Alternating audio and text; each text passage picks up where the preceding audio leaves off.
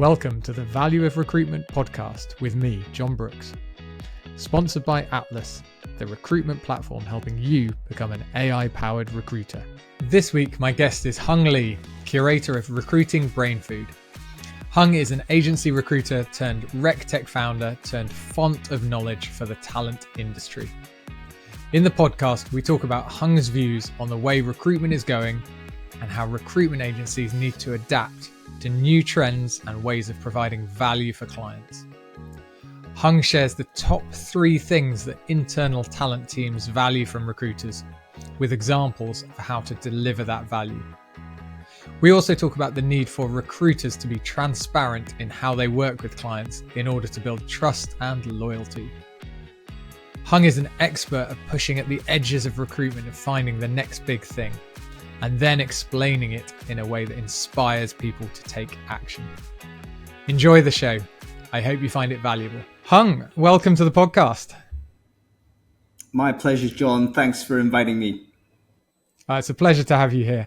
Obviously, you have a recruitment agency background, but you know the industry from a talent perspective, from in-house all the way through to agency. So there is so much you can share with us. We're going to kick off with the big question. How valuable is recruitment in your eyes? Well, businesses are made of human beings. We shouldn't ever forget this. It's a cliche and it's obvious, but it's obviously that makes it a case that hiring the right people is going to be critical to the success of any business and any endeavor. You speak to any CEO or any leader that's had success in their career, and they will tell you that the most important decisions they made were the individuals they brought into their team, particularly early on. So I think recruitment is absolutely critical to business success. Getting it right is one of the most important priorities for any business leader. That's a great message, and it's one that is so important that agency recruiters reflect back to their clients. Now, you also work with a lot of in-house talent professionals.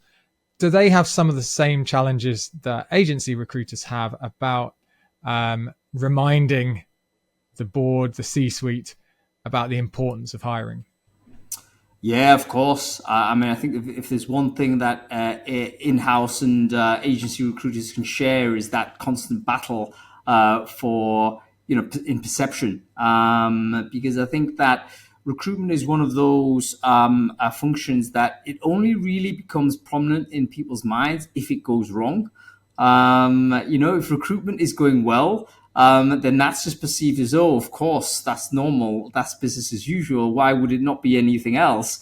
It's only when there's a struggle, can't hire the people, hire the wrong people, taking too long to hire the people. That's when people the business starts becoming, highly scrutinous of that function and of the supplier base. And that's why we have to, constantly renegotiate position. But yeah, it's a bit of a thing that's going to be a constant battle, I think, to remind the business of value. Yeah, and of course, it's really important we have that conversation before it becomes a burning platform, before it becomes a horrible, unsolvable problem, because then the CEO is saying, we need this fixed now. And we know whether we're in-house or whether we're external experts, it takes time to get hiring right. If we're trying to do everything last minute, it's not going to be of a decent quality. There's a friend of mine says exactly this. It's basically that all recruitment issues may well be a workforce or demand planning problem. If you gave any recruiter listening in to this podcast, if you gave them an extra 3 months to deliver against the requirement, they're all going to be able to say, yes, absolutely, we're going to deliver that requirement and do so with an exceptional level of service. The problem is that businesses don't really think about the resources they need until after they need it. And then it's scrambling away to try and fix. Recruitment is one of those that if you try and force the pace, that's oftentimes when the procedure breaks down and you end up with a chaotic kind of process and poor quality outcomes in the end. Yeah, That's really important and really hard to get across to clients. It's not sexy to say, oh, let's have a really smooth, well-planned process. As you say, it becomes less of a priority if things are going well. Now, in your career, one of the things you did was set up a RecTech business called Workshape. So, what did that experience teach you about what hiring companies do or don't need from recruiters? Yeah, very interesting. So the concept of Workshape, just very quickly, was to try and collect information from a certain talent pool, in this case, software engineers, try and figure out what it is that they want in advance of the recruiter needing to make the first call, and then connect them to organizations that had that requirement. And we ran that for all 3 years. I would say year one, very successfully. Year two, certainly starting to go backwards. In year three, unfortunately, the business didn't work and we had to finish it. What I learned from this is that organizations generally, particularly if you're hiring or supplying to sort of a highly skilled, in-demand type of function, they're prepared to experiment. So number one, people are looking for an edge. They want the opportunity to use new services, new tools. And so getting that first conversation at that time wasn't particularly difficult. However, there's always difficulty in terms of whether your customer, you're going to lose your customer whether you succeed or fail when it comes to recruiting.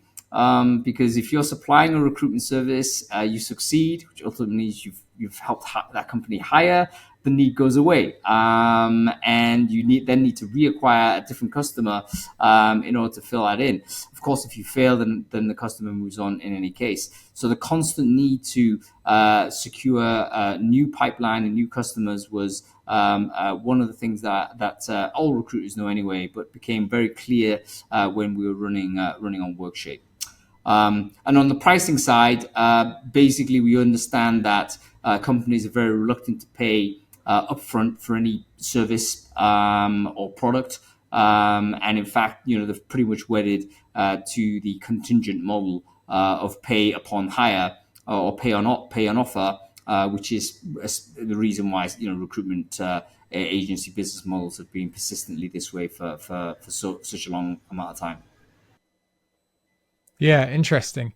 Obviously, I speak to a lot of recruitment agents who say, "Oh, I really want to move away from contingent, non-exclusive work," but that expectation in the market also affects RecTech as well. Now, sticking with RecTech, probably at least once a year we'll get a big headline from someone, a big press release saying, yes, there's a new piece of technology. This will kill agency recruitment. And as we know, it never does. But give us your views on that. Why is the technology industry so keen to kill recruitment agencies, and why doesn't it happen? Yeah, I mean, I think the reason why is pretty straightforward. Recruitment is a hugely valuable industry. I think globally, what is it worth? Something like several hundred billion or something. It's a very large number. Yeah. Companies spend a lot of money on hiring people. Of course, technology companies, big and small, want a slice of that.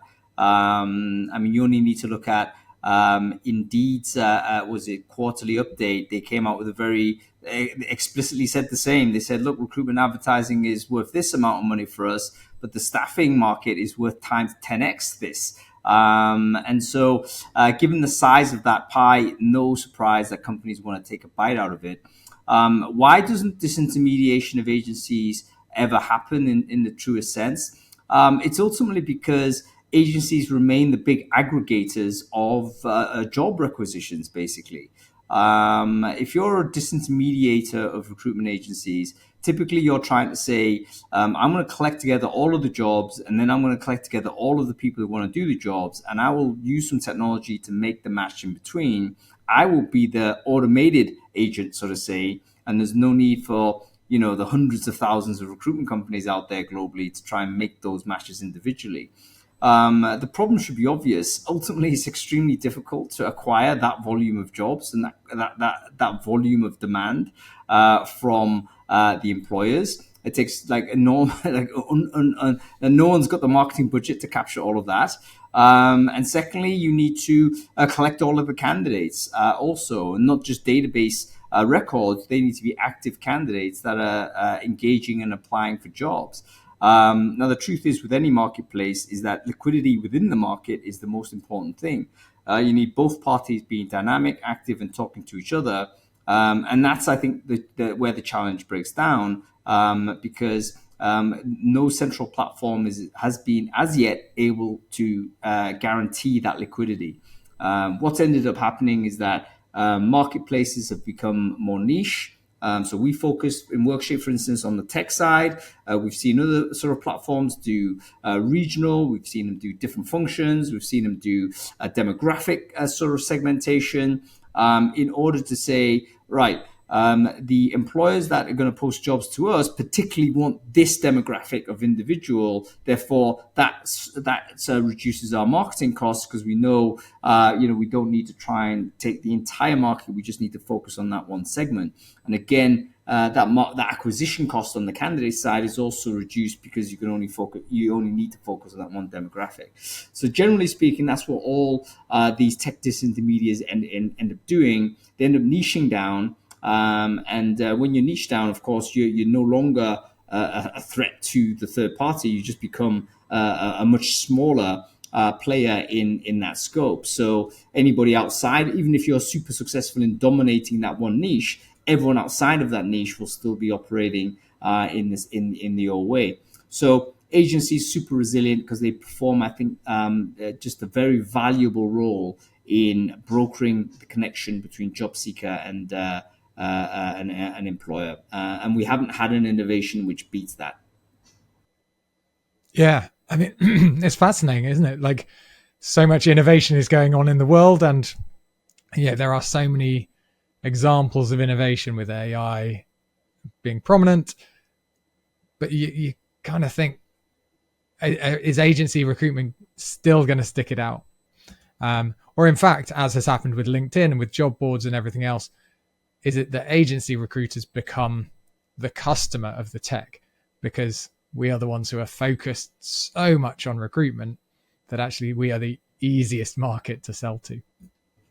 That's exactly right. I mean, ultimately, when you're thinking, and we've got experience of trying to sell directly to employers during the Workshop days, even if you had what I call a persistent customer, meaning an organization that was always going to be hiring this type of skill set, they were still not the best customer out there, because the best customer would be a big recruitment agency that always has thousands of jobs on the go.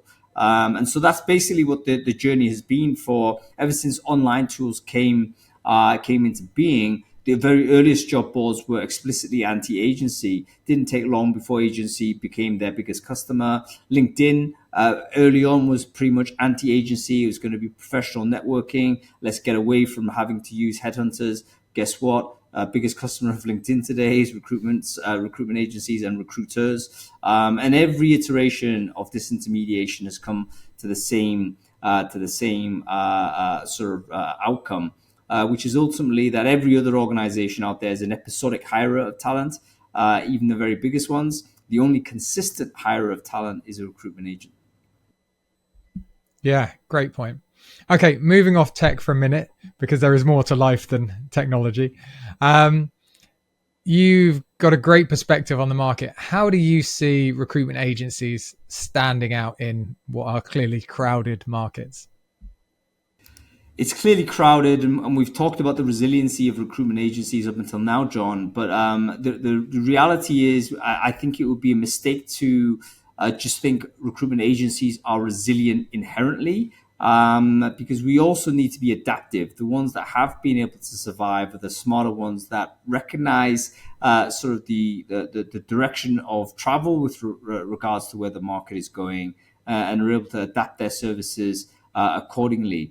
So, for instance, no huge surprise to anybody in the industry to know last 18 months has been extremely tough for recruiters in-house and agency side. We've seen kind of general profit warnings from some of the biggest recruitment agency companies out there. Everyone's basically had to redraw plans. I think the timeline basically split in 2021 for us all, didn't it? And what we thought was going to be the future then is very different to the future we now, I believe, we're beginning to accept is true, which is just simply higher cost of living, higher cost of doing business, much slower growth, and therefore much less volume hiring. With a few caveats being, certain industries booming, kind of countervailing the wider economic conditions. So what do recruitment agents need to do? I think we need to revise how we operate. The main priority for end employers right now, so the customers of recruitment agencies, is to AI enable their businesses, is to get lean, is to reduce costs. So all of that grow period of 2021 is long over. 2024 and beyond is going to be how do we get leaner? Now, overall, kind of from a helicopter view, that sounds like bad news for recruitment. But at the same time, you're going to get situations where companies are looking to reduce their headcount but still do hiring. Remember during the digitization period where companies were moving from bricks and mortar to online operations, yes, they were letting go of a lot of people who were part of their older way of doing business, but they also were hiring in a lot of people that were the new way of doing business. And companies worldwide are going through this process right now. So agencies that are cognizant of this flow, there's two things that I think they need to do. Firstly, they need to understand where the hiring demand has shifted to. It's shifted to people that are skills that are more AI enabled, for instance. Every CEO is looking to AI enable their business. Therefore, the types of people they're hiring are going to be individuals that have, let's say, AI fluency or at least AI comfort. And this very analogous to the digitization era of the early noughties, where people were saying, you know what, we need to get people who are internet savvy and tech savvy because the world is changing and moving in this direction. And we as a business need to move also. So have a think about the sorts of skills that you're supplying to those companies.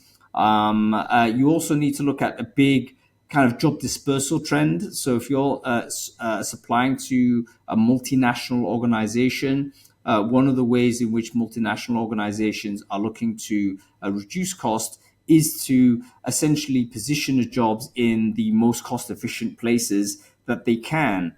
A classic example actually was very recently in big tech, when Google, I think, made about 500 back office people redundant, and then the next day opened up exactly the same jobs in Mexico and India.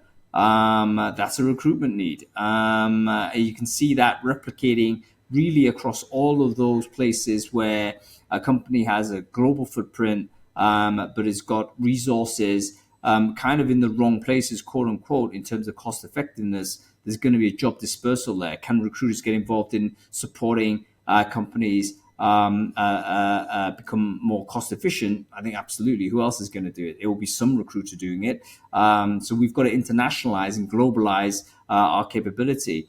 And the third thing that recruiters have got to do is that we've got to also learn from our customers. If these organizations are going through this efficiency drive and using whatever means they can to optimize, those trends also apply to us. What is our operating model? Can we reduce cost? Can we use automation? Can we offshore the certain functions to become more cost effective? I think the companies that are able to do that and kind of go in alignment with what we're seeing in the customer base will be the ones that are in best shape in this future market that we're looking into. Yeah, just picking up on that last point. Obviously, we want to be consultative when we're talking to our clients, potential clients. If we've been in their shoes, if we are in their shoes, so they're thinking, for example, how do I offshore a team? And we say, oh, we've been doing that. We've been following the trends. We've had some clients who've done that already, but we've done it ourselves. Then that's hugely valuable to be able to say to that client, let us share our experience in a way that your competitors won't, in a way that you won't get from reading a few articles online. We can handhold you through this process. No doubt. And in fact, not only a handhold, but you could even take that as a new source of business. If, for instance, you're a recruitment agency and you previously were 100%, located in the UK, for instance, you decided, you know what, we're going to put our resourcing team in Cape Town. And you went through the process of learning how to do that. There's no reason why you couldn't then go to corporate businesses in the UK that are definitely trying to think about reducing costs and offering the same kind of solution. You've already got boots on the ground. And by then, you already have recruiters in the place that you need to do the recruiting. So there's no question, I think this could be a very lucrative opportunity for businesses.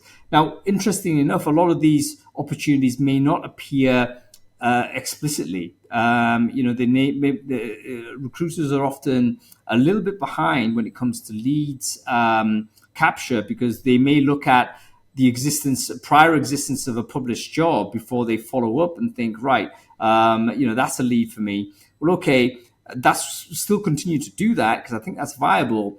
But do understand that every single corporate organization in the world today is thinking about cost control.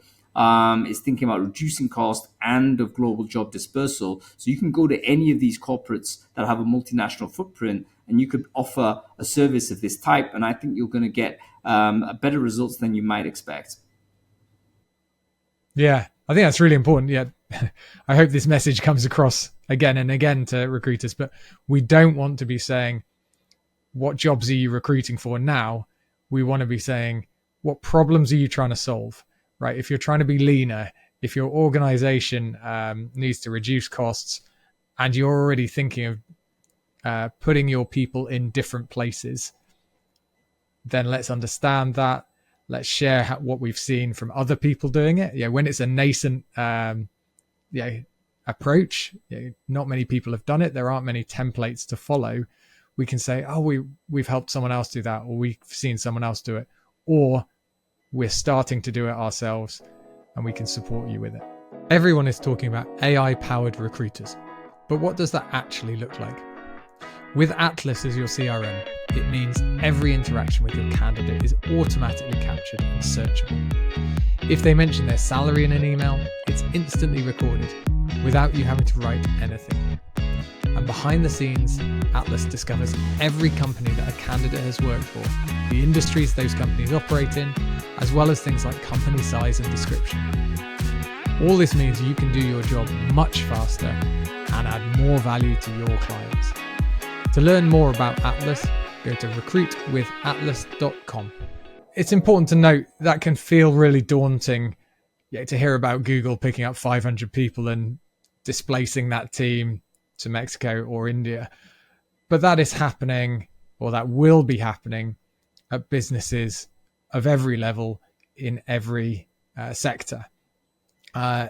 Google might well be leading the way, but your local business might get value from learning how to do that. Now, my guess is then they don't have their finger on the pulse of, this is a smart way to be leaner. This is a smart way to pick up new AI confident talent or things like that. So again, as recruiters, we can introduce these ideas and start to introduce some of the solutions as well. Yeah, absolutely. I think one of the advantages recruiters have is that, maybe it's in the DNA of recruitment agencies, but I don't think we feel daunted in the same way that other companies might do. And it may well be because recruitment is ultimately a brokerage, an information brokerage. And so, it means that we're inherently agile. We don't have necessarily we don't have warehouses. We're not moving tangible goods. We're not doing any of this. What we are doing is connecting people to opportunity. And that gives us, I think, the inherent ability to always think about, okay, where is the opportunity and where are the people? So I think absolutely we can embrace this kind of reglobalizing world. I know we talk a lot about deglobalizing, which is happening at one level, but it's also reglobalizing in a different level, particularly in terms of this job dispersal. I think recruiters not only can embrace this ourselves, but potentially this could be a very significant revenue stream for companies that are able to supply that type of intelligence and that type of capability to other organizations, as you say, that might be more reticent and in fact might want someone to just sort it out for them. So yeah, big opportunities there. Yeah, the value of being the person who just sorts things out. That can be huge. Now we've focused a lot on the future, perhaps the near future, but the value we can add as recruiters. Looking at recruitment generally, you talk to so many talent acquisition leaders who work with recruiters. What do you hear from those talent leaders that they value most from recruitment agencies? I would say, I mean, obviously every organization will be different, but let's take broad strokes on this. Firstly, I think reliability. Recruiters have a reputation for just being unreliable, meaning not saying what they were, not doing what they were going to say, exaggerating capability, not being available when they say they were. All of these things, I think, inherently, again, we know is true because we've seen it happen at desk ourselves, and we understand how the rhythm of agency work can sometimes be. That you kind of let down the relationship management side. So number one, if you're reliable, even if you're not able to supply, if you're reliable, that gives you elevated status within a buyer's perspective. It simply means that the trust level increases, and they can just feel comfortable with using your service. So number one, I think that's a totally doable thing. By the way, this is not a skill; it's simply a business commitment. So a business commitment to just do what you say, be upfront with your customer, and build trust relationships is one of the key concerns that their suppliers have. Secondly, you do need to have good supply. I mean, long-term relationships can get you so far, but you also need to supply the people that the employer can't supply. So I think this acquire themselves, should I say? So I think this really lends it to verticalized recruiters that are specialized in certain niches. I think that those organizations stand to gain in a market like this because there's always going to be recruitment needs that basically an organization that's fully focused on addressing a particular market will always have joy in. I spoke to a friend of mine who turns out he works for in the healthcare sector as an internal HR stroke recruitment person, and he is being briefed not to use recruitment agencies, do it yourself, hire your own people, etc., etc. And he said, "Yeah, I do that, but no question, he still relies 50% on recruitment supply because he's not full time on this."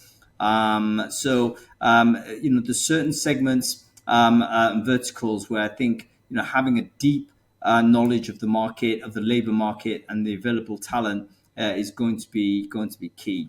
And thirdly, you've got to be able to provide a valuable service. Valuable service is not just the cost that people pay. Most companies are prepared to we're not talking about reducing cost per se. That's not what I mean. What I mean here is, are you providing a service that the employer or the hiring organization values? Are you providing intelligence about what's happening in the marketplace? Are you providing guidance on how the company needs to position itself in order to be effective as a recruiter? Are you giving them advice on what kind of jobs to recruit for, when to recruit for them, where to recruit for them? That type of consultative stuff, I think, again, is recruitment 101, but it is highly valued by the end customer. Yeah, that's really good. I think that list about value is hugely important. I think the follow-up question to that is, I see recruiters doing that. Some recruiters doing that. Certainly recruiters are trying to do that. How do we communicate that in a way that clients then value what we do? Because I think sometimes clients, hiring organizations just say, oh, every recruiter's the same, or yeah, as you said earlier, we don't want to use recruitment agencies.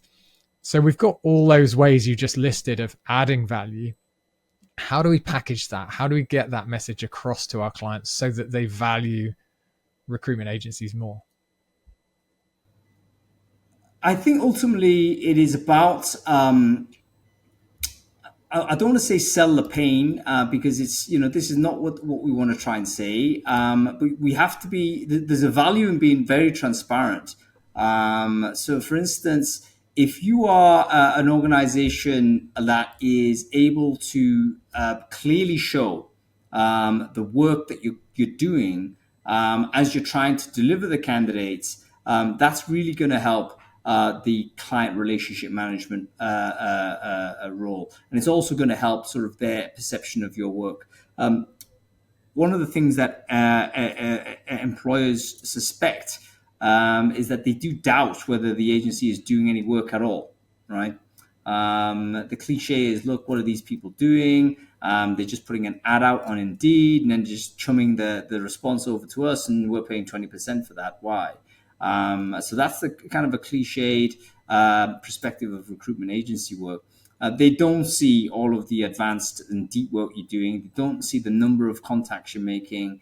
They don't see the conversations you're picking up. They don't see the screening interviews. They don't see any of that stuff. Well, why don't you show them? Now, I came across a really interesting company in Canada when I visited Montreal earlier this year.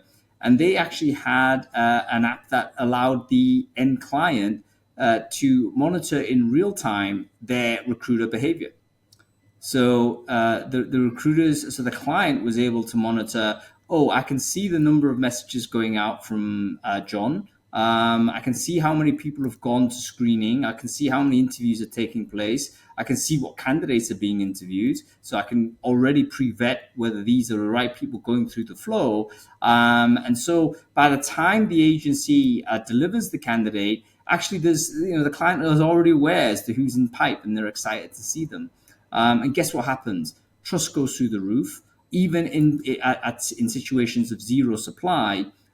Because it's explicit what's actually happening. The agency can go back to the client and say, look, we've got a problem here, Mr. Client, because we've spoken to all of these candidates. You can see all of the messages that we've sent. Here are their responses from the candidates. Turns out the job is priced at the wrong price point for what we're looking for. Almost everyone is saying they're not going to do it for the money. We need to either revise the spec or look at the budget that you're hiring for.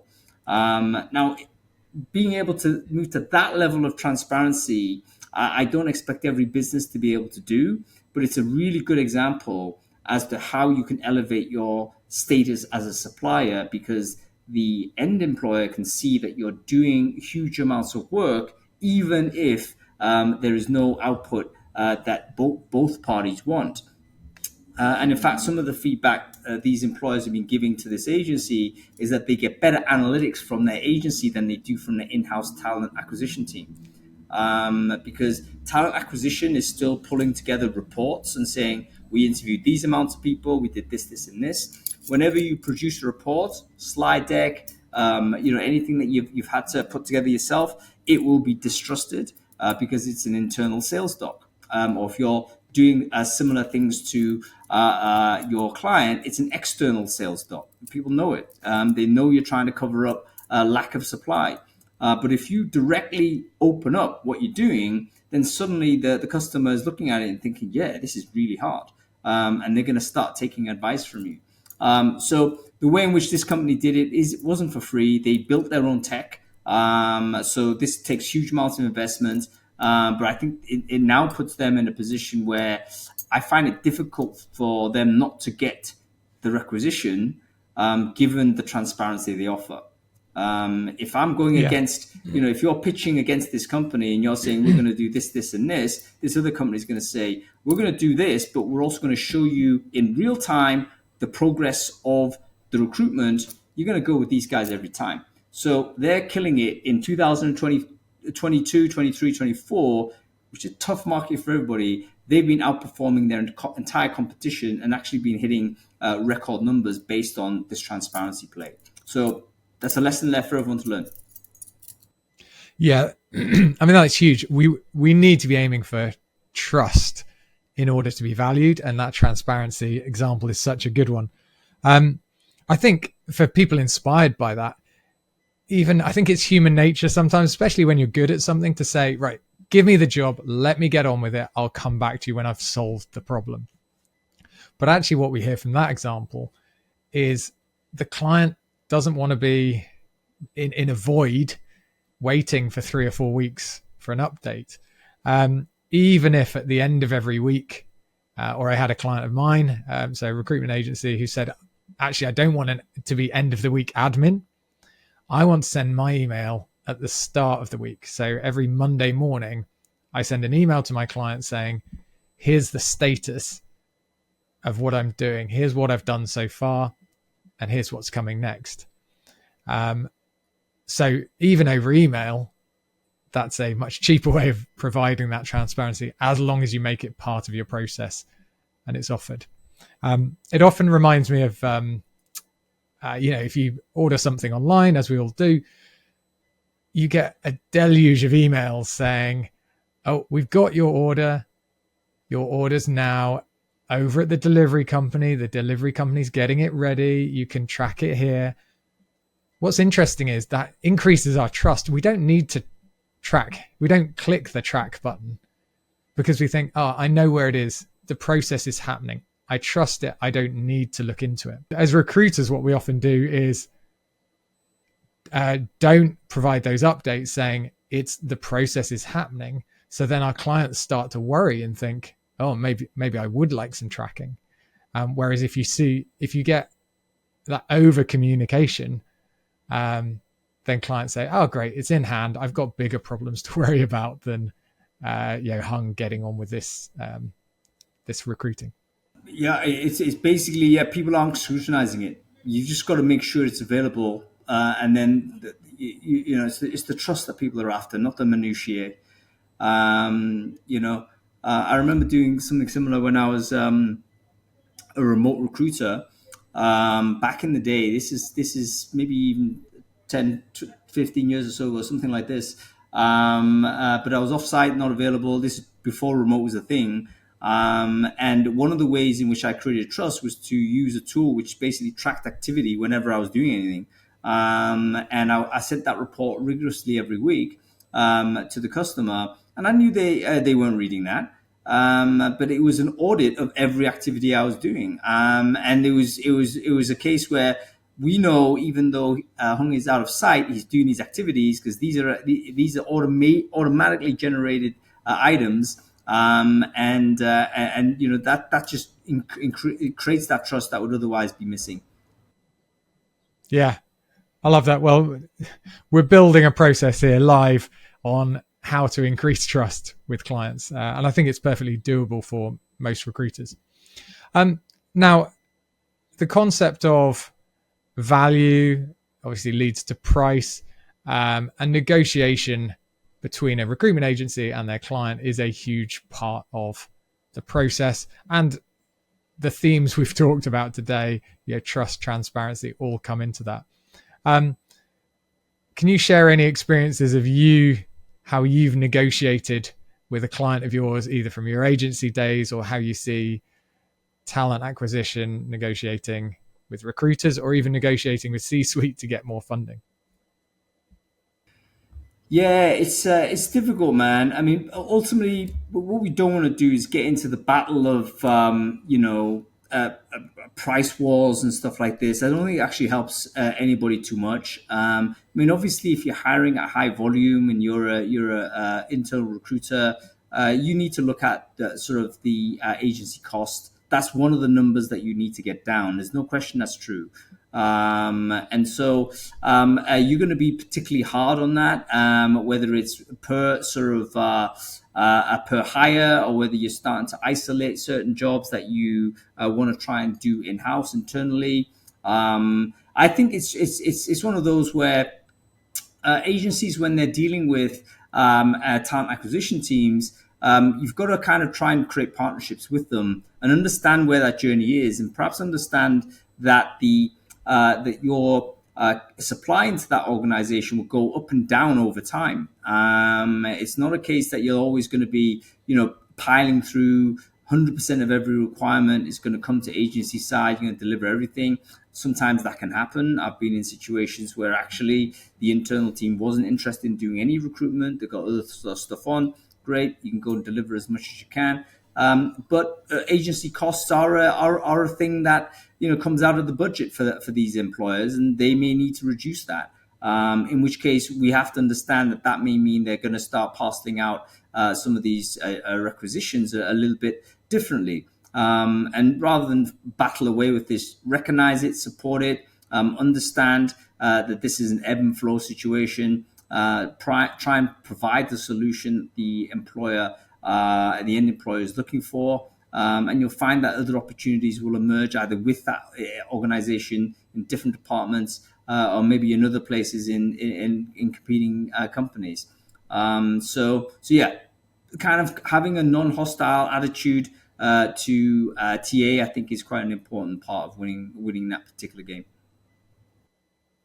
Yeah, that's really useful advice. My final question, and it's a personal one for you. You have such an incredible oversight of recruitment and talent as an industry, as a concept, almost philosophically. What drives your obsession with recruitment? You've become the oracle of through Recruiting Brainfood of everything recruitment. What's driven you to where you are now? Do you know what? I get this question a lot, and the answer I've got probably will surprise you and most people. But there is not like any huge driver. Nor has there been any real strategy. I mean, my approach is just try and push at the edges of what people or what the community seems to want, and then just try and supply that. I found myself in a role where there's a large audience, let's say, that might pay attention to things I write or things I talk about or whatnot. My job is basically to understand, what are the pain points in that entire hiring ecosystem, whether you're agency recruiter, in-house, hiring manager, recruitment vendor, whatever it might be, and just try and make that ecosystem as healthy as possible. So I see it pretty much like, I'm not a gardener would be the wrong term because I didn't actually create the garden.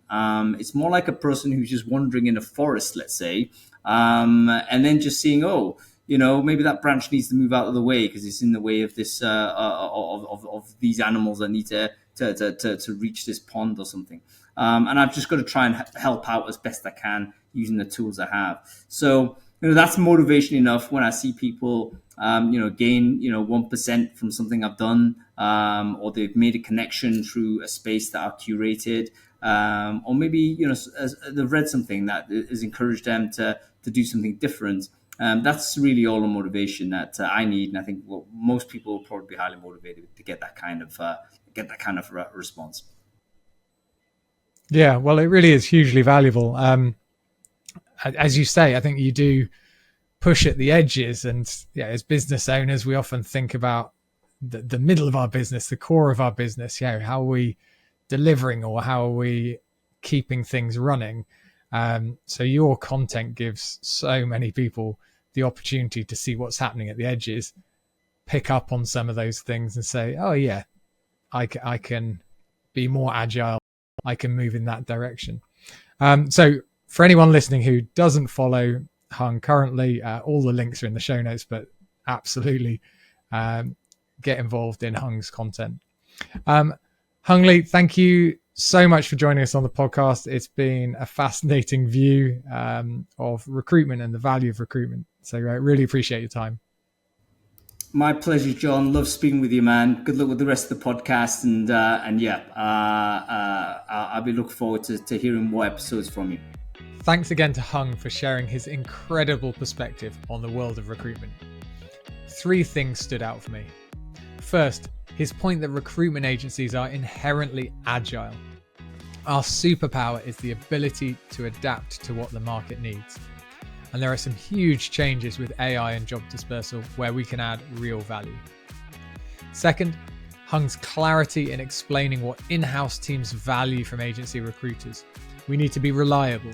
We need to supply great candidates and provide value through insights, intelligence, guidance, and advice. And third, his belief that good recruiters will always be a part of the ecosystem, no matter what technology comes next. We've adapted to online job boards, LinkedIn, and community platforms, and we're in a position to adapt again as AI tools become commonplace. If you found the show valuable, please leave a review and remember to subscribe or follow the show on your podcast app. You can also get more insights and inspiration by signing up to my added value emails on Substack. You can find the link in the show notes. Now, go create some value. Thank you to Atlas for sponsoring the Value of Recruitment podcast. To learn more about how Atlas is creating an AI platform that helps recruitment agencies generate more placements with less effort, visit recruitwithatlas.com.